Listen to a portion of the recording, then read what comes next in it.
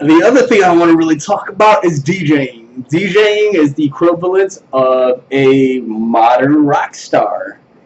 And you know how everybody's like, oh, I'm going to play guitar and I'm going to rock out and shit's going to be awesome.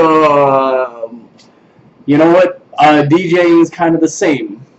You ever seen The Wizard of Oz? Well, I have not seen The Wizard of Oz myself.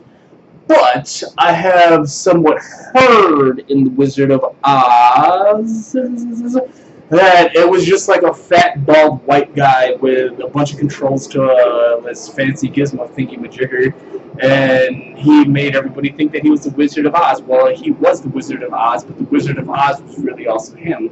So it's kind of difficult to fucking explain. But that's a lot like DJing, where for guys, you're usually the DJs that I've met. I mean, they get tons of pussy, but if you actually chill with them, they happen to be somewhat weird computer dorks that realize that if they just play with this machine in front of tons of people, then they look really fucking awesome. So, I'm sorry to all those DJs out there. I'm gonna have to poke a hole in your facade. And I'm gonna get assassinated for this in no time.